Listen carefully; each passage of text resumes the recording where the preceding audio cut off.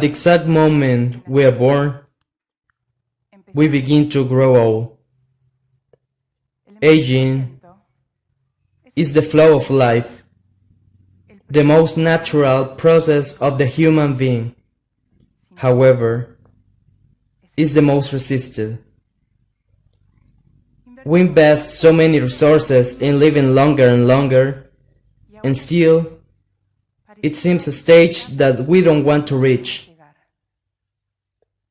Nobody wants to be old. Why? A few years ago, when I started working on longevity issues, many people asked me, "Why are you doing so young dealing with the old?" "That's my future," I replied. "I plan to live for many years and that's where I'm going." What I was not saying at the time, and it is one of the most powerful reasons to get involved with this issue, is fear. Fear of being old? No. Fear of living in a society where the most important thing is to be or seem young. Fear that my knowledge and my experience would lose value, that my word would not be taken into account. Fear of staying out of line.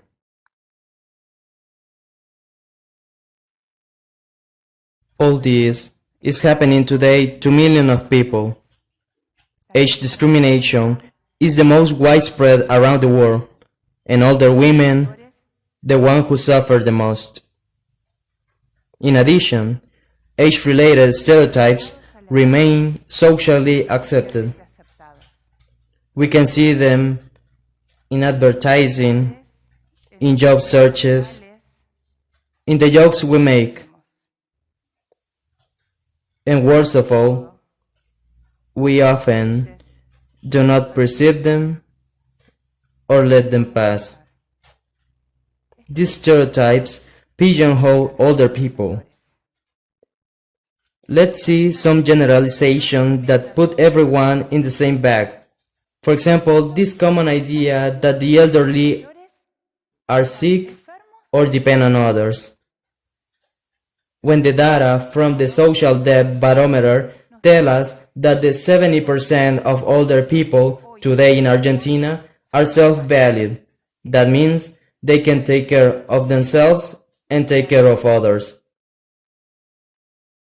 Or this shared belief that the elderly are sad or depressed, when the 80% say they are happy, and that is much more than what people of my age or even younger say.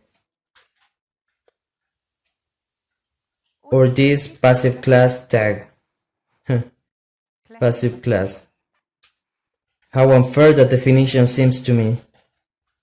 Because it doesn't represent so many elders who are working, creating, practicing sports, participating in volunteering, caring for others. Stereotypes are very powerful and have a huge impact on people's lives because they determine institutional social behaviors. If I ask you now for a moment to think of a person carrying out a super innovative project, can you imagine someone like this? Do you know how difficult it is for a person 65 years old or more to get a loan or financing for his project?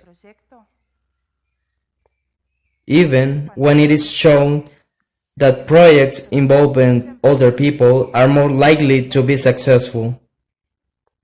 However, I never found a scholarship, a call, or a funding opportunity that includes them. Another example, the gaps that exist in the field of health. In most of the public universities in our country, there is no geriatric subject. Medical students trained to treat young adults, not older ones. Everything related to aging is hardly a topic in general clinic. Is this how we are preparing for the new longevity that we knew how to achieve? Or what is happening with university professors in any field who at their 70s are invited to retire due to age? Who defines the chronological limit where at 69 you can teach, but not at 71? The media are also not helping because they reproduce and magnify these stereotypes. Some time ago, in a meeting with an important national media, I asked them why every time they treated the topic older people, they used the same photo. That one of the older person sitting on a park bench feeding the pigeons. You got it? Is the only one we have in the file, was the answer. Old age has such a bad press that besides images, we lack words. Older adults, third age, old, the clothes are old, geronties, elders. I still can find a word that identifies or conforms to all. The only one I suggest avoiding is grandpa or granny, unless they come from their grandchildren, right? It is about love, some say. But if it is about love, you could tell me mommy because I am a woman in the reproductive age, and it is not correct. Older people have a name, like everyone. Stereotypes, hurt, exclude, and make many invisible. Nowadays, in Argentina, there are 6 million people over 60.